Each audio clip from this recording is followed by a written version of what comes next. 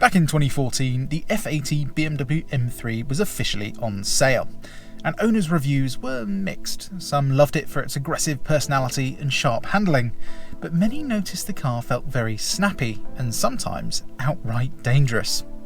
So BMW got to work and released this, the BMW M3 Competition. This came with a little bump in power, but most importantly a highly revised suspension setup and wider tyres from factory. Reviews stated that this pack was transformative over the standard car. So let's see if the hype is real and get behind the wheel. My name's Tom and you're watching Paragon Cars. Let's go.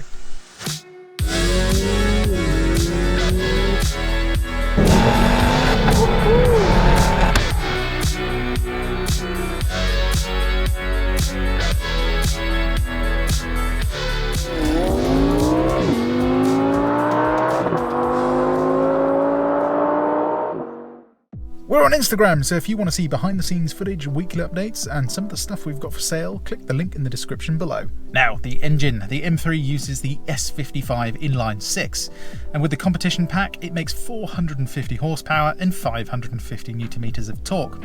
0 to 60 is said to be done in just 3.8 seconds, but anyone that's actually tried that will tell you otherwise. Yeah, the launch control isn't exactly what I'd call sophisticated nor refined. However, once moving, this is a serious bit of kit. Let me show you with a 30 to 70 sprint.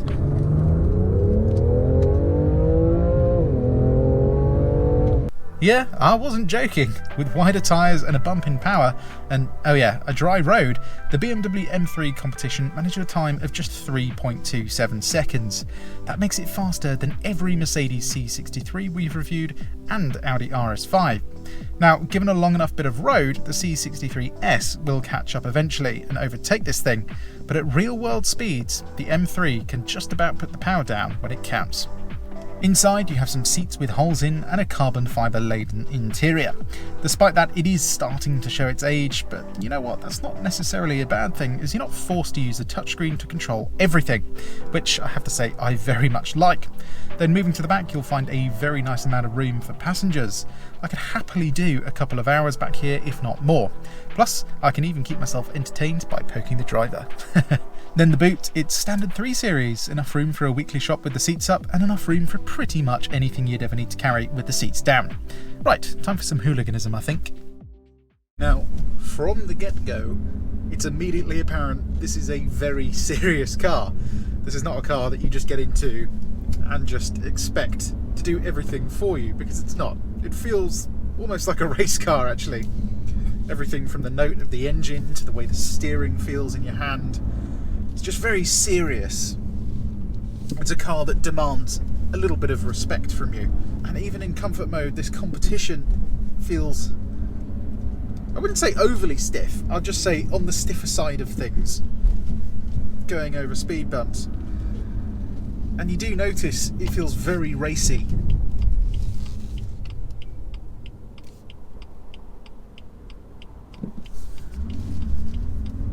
And that's one thing I've never really liked about this car, is driving it around town. No matter how smooth you are with your throttle inputs, it's just a little bit jerky compared to your regular ZF 8-speed torque converter.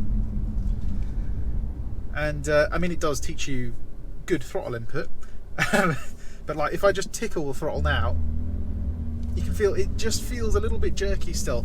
So in traffic, it's I'd actually rather have a manual gearbox, believe it or not, as I could definitely be smoother than this dual clutch system. Once you're really on it though, that's when this car really does come alive. But for driving around town, yeah, it's very racy. And as a daily driver, it could be a lot better. You know, steering's never really that light, and it just kind of feels like it's always angry. It always feels like it wants to get up and go, which, I mean, it's an M car with a competition package. You can't really blame it for that. In terms of parking, I mean, you do get quite a lot of steering angle. You get a reverse camera with lines telling you where you're going to go. Accurate parking sensors. I mean, yeah, it's a good system. It's fairly easy to park. It's just you have to get used to that gearbox. Another thing I really don't like about these is they have no park, which for me it would have just been an easy thing to do.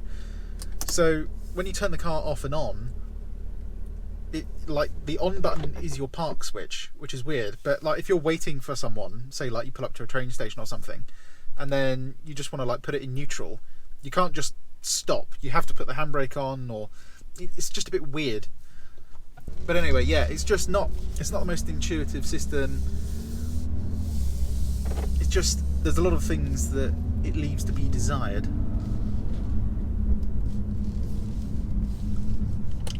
But in terms of outright feel, like you just want to take this thing and wring it by its neck. Anyway, coming out of junction, half throttle, and it's fairly composed. You know, you get a big shove of torque low down, obviously being a twin turbocharged engine, and the way it comes in is very sudden compared to a lot of other twin turbo units. So something like the Audi RS5 feels much smoother than this. This is very brutal in every regard. It wants to be driven hard. And then in terms of fuel economy, it says on the extra urban cycle you can get 42 miles per gallon out of this thing. Realistically, you're going to see mid-30s maximum, I'd say. That's what I got in the BMW M4, which I reviewed a while ago. If you want to go and see that, I can see if I can put a link in the top right-hand corner. But yeah, let's reset our trip computer. And we'll most likely get sort of like mid-30s, which is not that bad, all things considered. You know, it's a proper performance car. And you know, you're going up against the Mercedes C63S, the Audi RS5. The RS5 is always going to be like the comfort motorway mile muncher car, and the C63S is going to be the hooligan. This is always, and always has been, the proper track car. You know, if you want to do fast lap times, you get a BMW. And oh god, even just turning into a corner, it feels so sharp, so precise. It's a thing of beauty. But again, you start to notice there's a bit of harshness in the chassis. So obviously everything's pretty much directly bolted to the chassis itself. So you do get a lot of like noises and sounds. But for me, I quite like that. It's a proper M car. I want it to feel like an occasion. I don't want to get in this thing and be like, oh, there's a comfort mode. You know, I don't want it to feel like a BMW 340i, for instance, where, yeah, great, it's a great daily driver, but when you really press on it, it doesn't feel that special. It just feels kind of nice and it's like fun. This feels really special, apart from the start-stop system. Let's turn that crap off. No one wants that. And like the seats hug you nicely. Like you just feel really tied into the car. Anyway, enough waffling. Let's get it in sports mode and see how this thing handles. Okay then, so the MDM modes, M1, I've got the engine in Sports Plus, traction off, but everything else in comfort, suspension wise. We're going to go full attack though, everything off, well, apart from the traction control, I've just left it in MDM because, as many of the owners of these will know, they're quite leery. Anyway, let's see what this thing's got.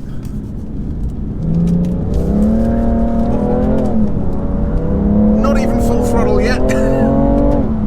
And you can't even get all the way through third gear before you hit the speed limit. And yeah, it's so tight.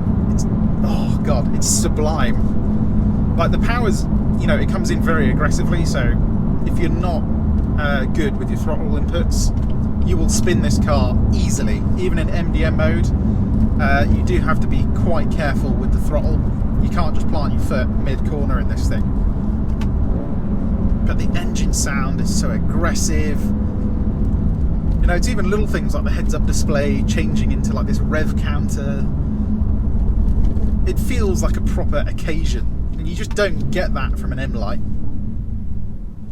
What you also don't get is the sheer speed you can carry round corners. Competition package, obviously you get a slightly wider tyre than the regular M3. And it just feels so tight and pinpoint accurate. you know, you give me a chicane, I can hit it exactly.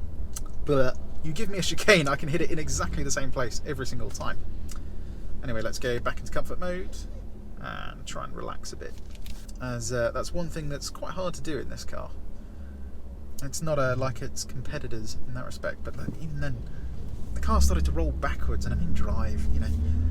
I'm sure with a bit of calibration they could have fixed this gearbox a bit. So they spent all their time calibrating it for fast driving and then just totally ignored all the comfort side of things. So coming on the motorway, this is where having this low down torque is really nice. If everyone decides they actually want to speed up, that would be good.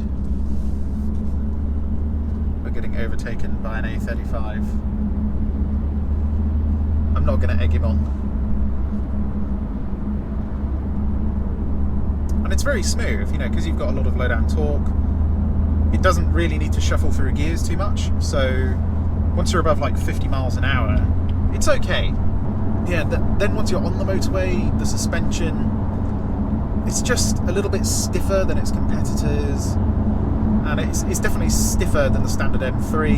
You do feel it just kind of, it just feels like it's ready to go all the time, basically. Steering, it does occasionally find undulations in the road, but it's not that bad. Visibility, obviously fine. But yeah, for doing a lot of motorway miles, you might want to consider something like an Audi RS5. Is this? It's almost settled. It's like 95% of the way there in comfort mode. If you want, if you want to drive in a sporty setting, though, the second you put it in the stiffest setting, it's just ridiculous, and it's so stiff. If you've ever driven something like a Mark III Ford Focus RS, think about that in its race mode. It's basically like that, very, very stiff. But in comfort, I would say it's just about comfortable enough to be a daily driver. It just depends on your opinion, really. Like, some people would be totally fine with it because they'd have come from other hot hatches. But we do get a lot of people coming from the dealership that'll get into one of these for something like a BMW like 340i, or, you know, something that's a little bit sporty, or like a VW Golf R, for instance. You know, they go from one of those to one of these and they go, whoa, this is very different. And yeah, I mean, it feels like a race car in comparison. Anyway, let's get this thing on the motorway and see what kind of MPG we can get out of it. It's not so much, you know, fuel economy, it's more how many miles can you do to a tank of fuel, because if you can only do 200 miles, it's going to be a bit of a pain in the backside if you want to do, you know, the odd long journey up to Scotland. Anyway, let's crack on.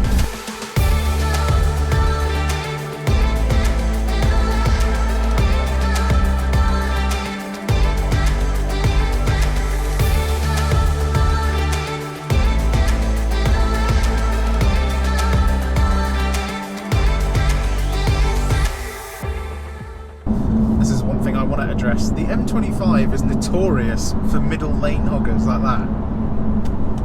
You can sit in the left-hand lane on the M25 and you'll undertake so many cars. I don't know why they do it. The second you go up north, people seem to stop doing it. The M25 though is just awful for this. So, how did we do? Well, we managed 32.9 mpg. Don't know if you can see there. If I get close enough. Yeah. Which is pretty much what I predicted. That's sitting at 70 miles an hour with the cruise control on. So yeah, you're not going to get above 40 in this thing unless you're doing about 60 miles an hour with the cruise control off, maybe doing very long distances. I mean, it's still going up, so we're doing like 33.1 now, but it's not really the car for that kind of driving, is it? What it is good at doing is overtaking. Everyone seems to want to race you in this thing, including Vauxhall Astras. Go on then. That's the one problem of owning a performance car. Everyone, no matter what car they're in, seems to want to race you. If only they knew how capable one of these things is. Anyway, enough of the boring stuff. Let's get onto a B road and do do some proper driving. Okay, let's put this M3 through its paces. Now, just a forewarning, the brake discs are shot on this and they need changing. So if I... oh my god. They still stop the car, but they're not as confidence-inspiring as they used to be. Right, let's do a sound check. Hopefully we don't have too much wind noise. Woo!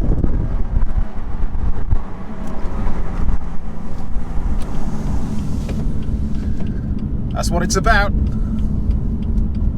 I noticed on the competition pack cars, you just get a constant burble as well. When you lift off, you get this nice like crack from the exhaust. What are these people doing today, man? Oh, yes.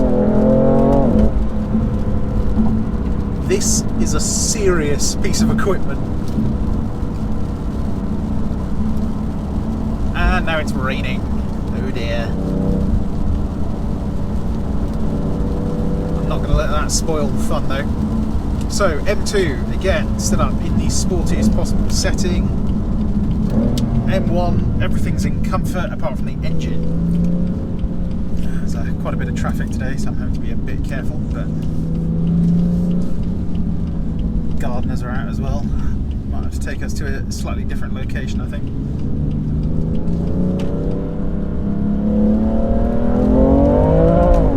Bit of wheel spin, a lot of wheel spin. It definitely feels a bit more sorted and more planted than the non-competition pack cars though. Like, it just gives you a bit more forewarning when grip is about to suddenly disappear. Steering's nice. We are on Uniroyal Rain Sports on the front, so steering feel I think could be better, but that's just down to the tyres, I think.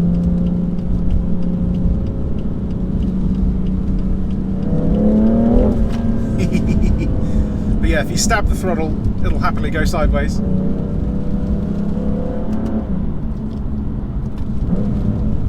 Changes gear nice and quickly. And even in the wet, you've got a nice amount of front end grip.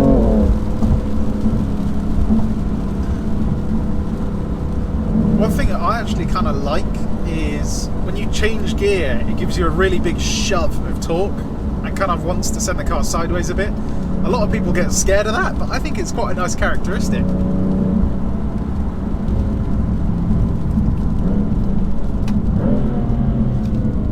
As you can see, once you're on it, this gearbox is wicked.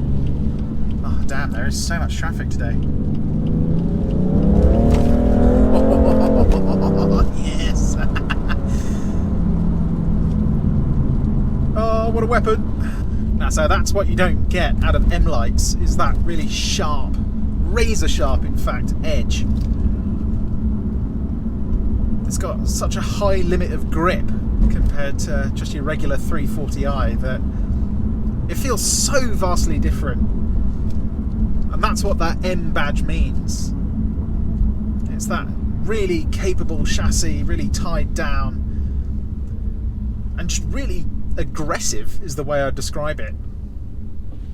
Now it's odd, like the previous generation M3s, I can't remember any of them being quite as gnarly as this one. This F80 is definitely the gnarliest M3 you can get. Like even the later G80 series, now you've got a torque converter gearbox and the power band's a bit smoother, like even the way the power comes in is a bit smoother. This is just like brutal to drive. But I love that. It's so exciting. And once you're used to it, you know, it's like wrestling a wild animal. So you've got to treat it with respect, but, you know, God, it is awesome. It is just awesome. And as much as I dislike this dual clutch gearbox in traffic, it's worth every single penny once you're on a proper bit of road. Right, let's take this thing down some tighter stuff and see how she handles. Right, let's go. You can see, like when you plant your foot The real amount of power doesn't come in until just after 4,000. Oh god, it's capable though.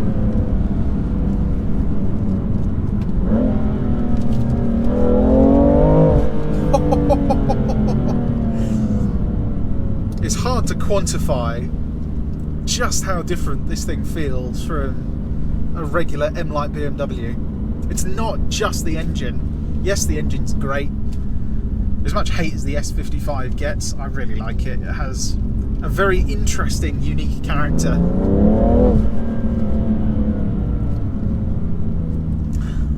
But it's the chassis, this is like visceral almost experience.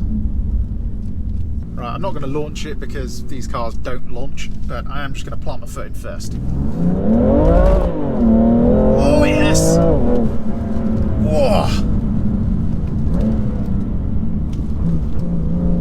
Bit of bucking.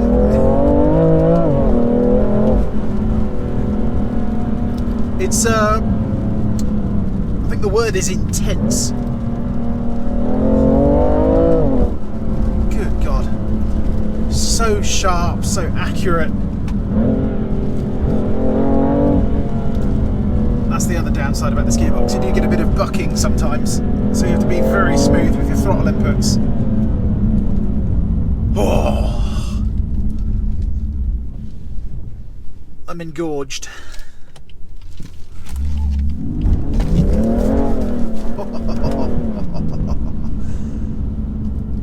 I love this car.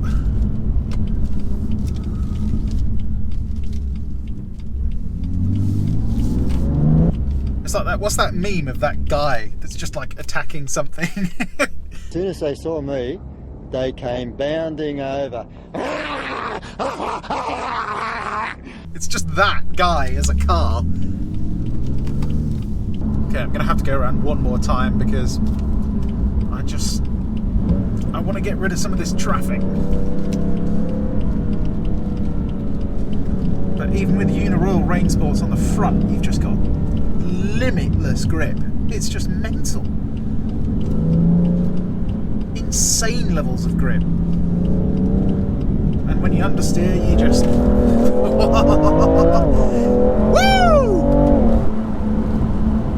What's my heart rate? For reference, my resting heart rate is 60 beats per minute. 96. That's what I want from a sports car. This is what so many sports cars are missing these days. It's just that razor sharp feeling.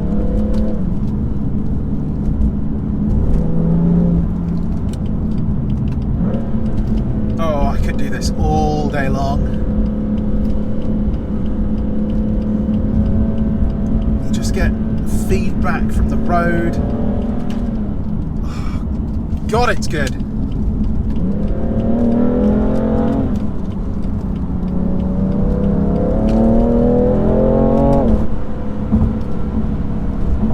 Lost for words. So, okay, let me just put it like this. If you're thinking of buying an F80, M4, M3, get the competition package. There's no downside to it. It just feels tighter, more aggressive, sharper, just better. More of the good stuff.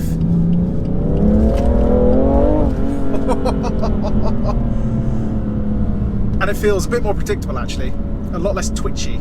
Power still comes in very aggressively. It's definitely not a naturally aspirated car.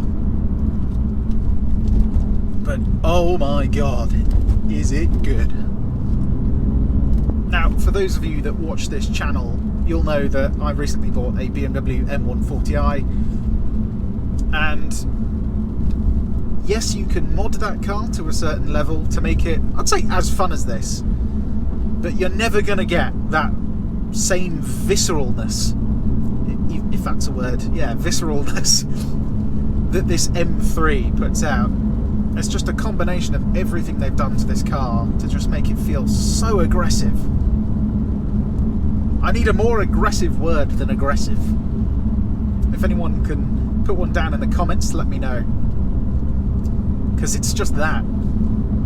But it's not spiky. That's, well, mean, it kind of is compared to a lot of other cars, but it's not as spiky as the standard M3. Standard M3, it felt a bit, not loose, but like when you put your foot down, the power would come in and it would kind of throw you sideways very quickly, and you'd be like, ooh, I didn't really like that.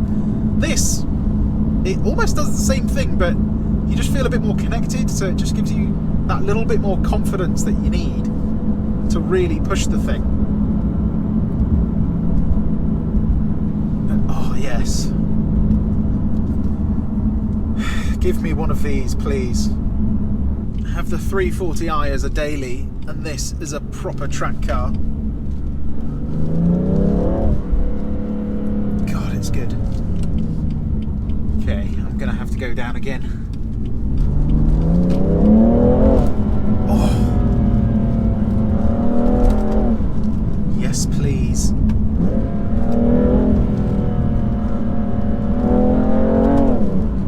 Bit of traffic now, so I have to slow down.